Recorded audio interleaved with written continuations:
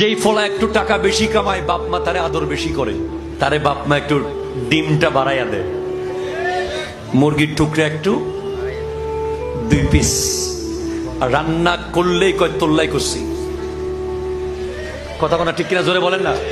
আর যেই ফলা কষ্ট করে একটু ইনকাম কম করে, তারে কোনো মতে তারও দাম নাই, তার বউয়েরও দাম নাই, তার ফলারও দাম নাই, তার শ্বশুর বাড়িরও দাম নাই, তার বন্ধু বান্ধবেরও দাম নাই, তার কিছুই নাই। ঠিক কিনা কথা বলেন।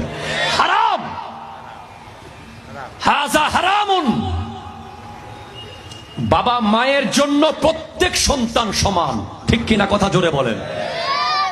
এটা যদি কেউ করে থাকে, উনি জুলুম করেছে। রিজিকের মালিক আল্লাহ। একজন 1 লাখ টাকা কামাবে, আর একজন 5,000 টাকা কামাবে। যার নসিবে যা সে টাকা কামাবে। কিন্তু বাপ মা যদি 1 লাখ টাকা যে কামাচ্ছে তারে স্পেশাল আয়োজন করে, আর 5,000 যে কামায় তারে পাত্তা না দেয়, ওই বাবা মা সন্তানের উপর জুলুম করেছে। ঠিক কিনা কথা জোরে বলেন। এরপরে আপনি দেখবেন মসজিদে আসার পরে এলাকার দানবীর যিনি, ওনার জন্য জায়নামাজ রেখে দিতে হয়। বৈষম্যগুলো আপনি খেয়াল করেন। আগে বৈষম্য আমাদের ঘর থেকে দূর করি। ঠিক কিনা কথা বলেন। আমাদের মসজিদ থেকে দূর করি বৈষম্য, তারপর দেশ থেকে দূর হবে।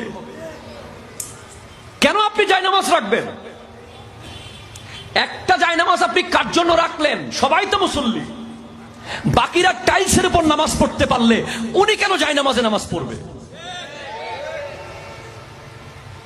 হুজুর কষ্ট পাচ্ছেন না তো আপনারা?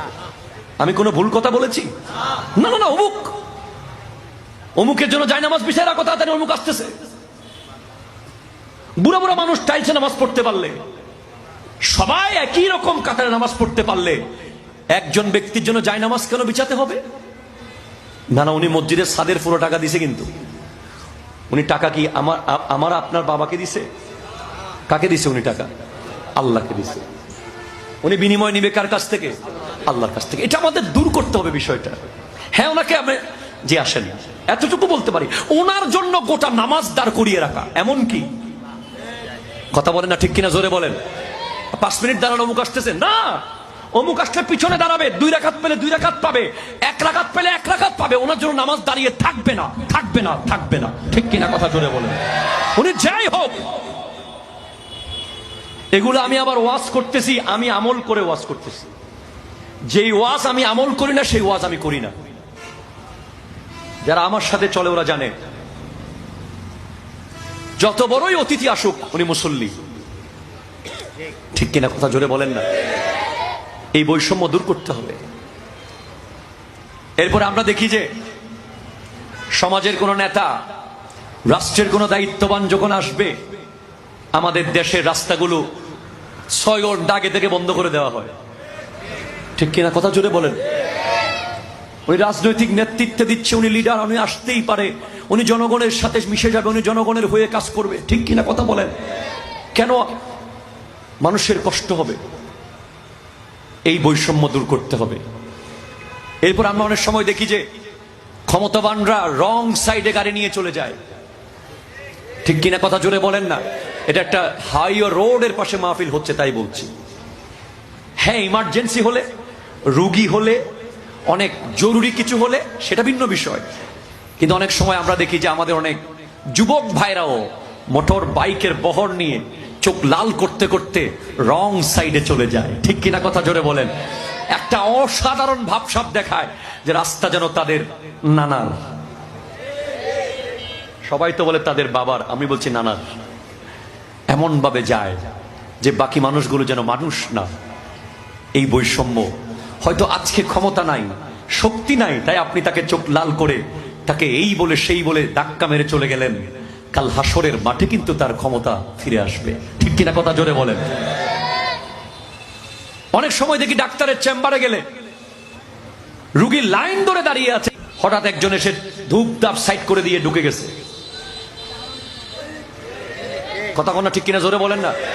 কিরে, 3 ঘন্টা ধরে রোগী দাঁড়িয়ে আছে, এরা ঢুকতে পারে নাই, ওকে বলে না ও অমুকের অমুক। আপনার জীবনে দেখেন না এই ধরনের দৃশ্য? আজকে প্রথম শুনতেছেন তো, ভবিষ্যতে দেখবেন আর কি হয়তো বা।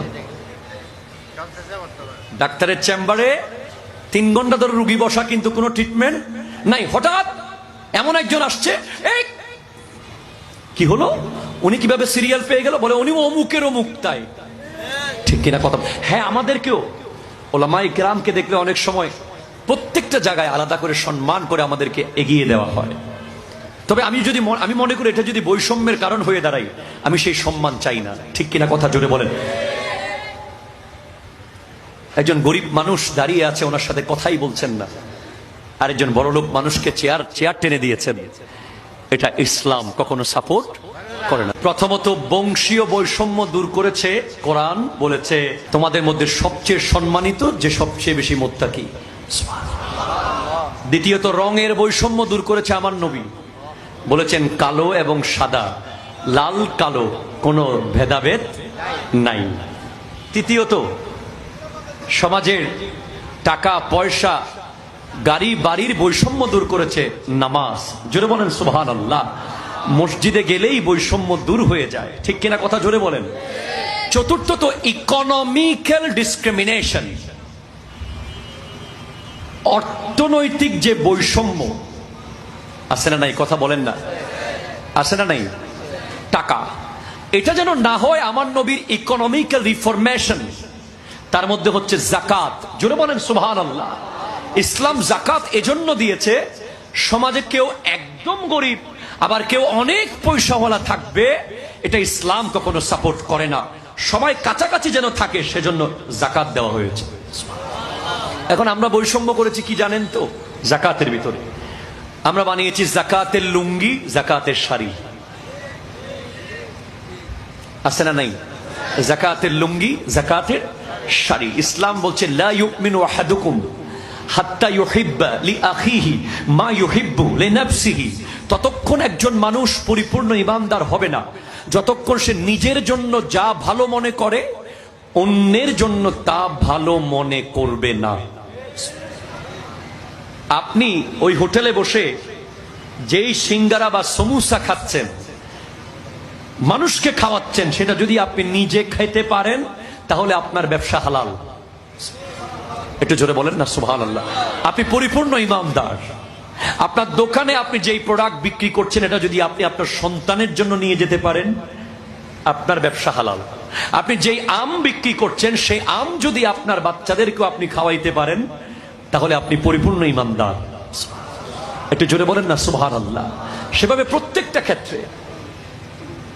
তা আমি যেটা বলছিলাম, খেয়াল করেন আপনারা, যাকাত,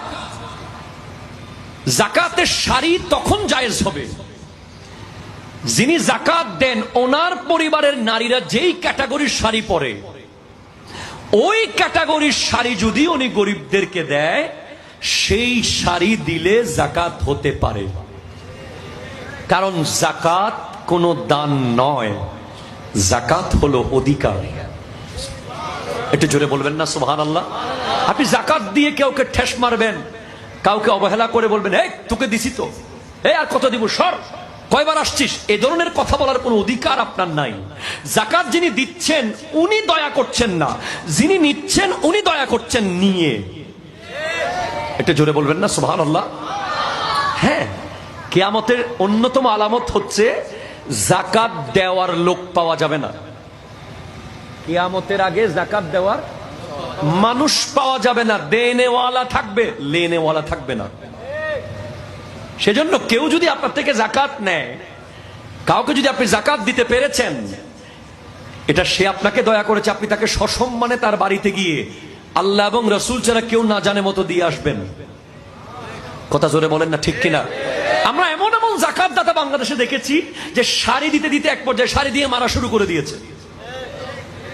আপনারা দেখেন নাই? ভিডিওতে দেখেছি। আমরা দেখেছি যাকাত দেওয়ার সময় দুই দিকে বাঁশের বেড়া দিয়ে লাইন বানিয়েছে, আবার সেটা ভিডিও করছে, আবার ছবি তুলছে। প্রত্যেকটা মানুষের ব্যক্তিত্ব আছে।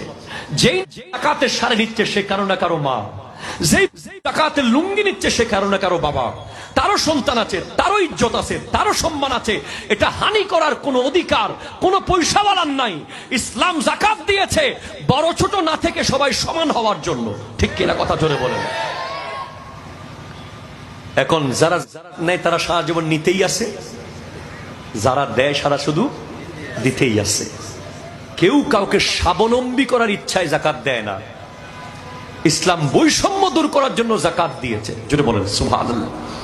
এভাবে রিসেন্টলি কোরবানি গেছে না, কেউ 10 লাখ টাকার কোরবানি দিয়েও কবুল করাইতে পারে নাই, আর কেউ 10,000 টাকা ছাগল জবে করে কবুল করাই ফেলাইছে।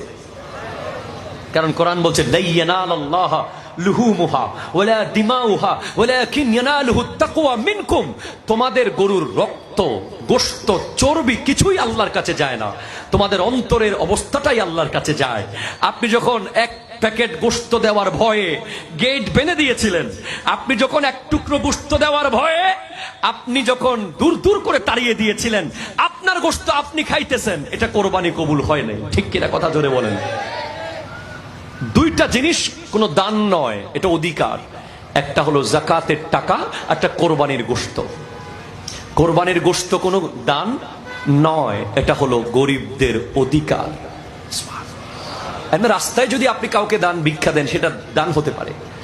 যাকাত এবং কোরবানির পশুর গোশত অধিকার। সুবহানাল্লাহ জোরে বলেন। এই দুইটা জিনিস দেওয়ার সময় রেসপেক্ট করে দিতে হবে। এমনিতেই আপনি যখন কোনো মানুষকে দান করেন, তখন আপনি নিজের আমিত্ব, নিজের অহংকার, নিজের সবকিছু বিলীন করে তার কাছে গিয়ে তাকে জড়িয়ে ধরে আস্তে করে যদি দিতে পারেন, আপনি সাথে সাথে ক্যান্সার ভালো হয়ে যেতে পারে আপনার। অনেক সময় আপনারা জানেন না, 10 টাকা দিয়েও ক্যান্সার ভালো হয়ে যেতে পারে। আল্লাহর বান্দার দোয়ার চেয়ে পৃথিবীতে কোনো পাওয়ারফুল ওষুধ নাই। আবার আল্লাহর বান্দার বদদোয়ার চেয়ে পাওয়ারফুল কোনো মিল নাই। দোয়া এবং বদদোয়া।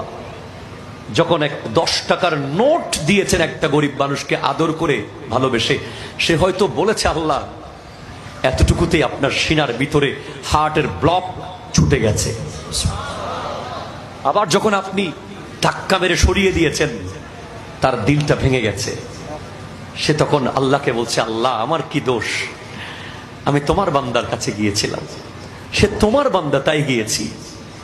আজকের দিনে বড় লজ্জার সাথে বলতে হয়, আপনি বলেন পৃথিবীর সবচেয়ে হিংস্র প্রাণী বাঘ, বলেন এক বাঘে কয়টা বাঘ মারছে এই পর্যন্ত? পৃথিবীর সৃষ্টি থেকে আজকের দিন পর্যন্ত আপনি আমাকে বলেন বাঘে কোনো বাঘ মারছে দেখাইতে পারবেন? কোন রেকর্ড আছে দেখাইতে পারবেন যে বাঘে বাঘ মারি ফেলাইছে? পৃথিবীর সবচেয়ে হিংস্র প্রাণী সিংহ, একটা সিংহ কোনোদিন একটা সিংহকে মারছে, আচর মারছে আপনি দেখাইতে পারবেন না। পৃথিবীর ভয়ঙ্কর হিংস্র প্রাণী হচ্ছে হায়না, জংলি কুকুর। একটা জংলি কুকুর আরেকটা জংলি কুকুরকে মেরে ফেলেছে, কোন রেকর্ড জিওগ্রাফি চ্যানেলে নাই, ইউটিউব চ্যানেলে নাই, ইতিহাসের কোথাও নাই। কোন মহিষকে মেরে ফেলেছে, কোন কুকুরকে মেরে ফেলেছে, কোন শুকরকে মেরে ফেলেছে, রেকর্ড নাই। একমাত্র মানুষকে মেরে ফেলেছে। কথা জোরে বলেন না, ঠিক কিনা জোরে বলেন না। আপনি আমি বিবেককে প্রশ্ন করি, আমরা মানুষ। লাকাদ কাররামনা বনি আদমা, আল্লাহ বলছেন বনি আদমকে আমি সম্মানিত করেছি। আমরা আশরাফুল মাখলুকাত, আমাদের জন্য জান্নাত, আমাদের জন্য শরাবের নহর, দুধের নহর, মধুর নহর, আমাদের জন্য 70টা হুর, আমাদের জন্য 8টা বেহেশত। আর আমরাই কত মানুষ আমরা মারছি প্রতিদিন। বাঘ মারে না, সিংহ মারে না, সাপ মারে না, কুকুর মারে না, শুকর মারে না, মানুষ মারে। ঠিক কিনা কথা জোরে বলেন। আমরা নাকি আশরাফুল মখলুকাত।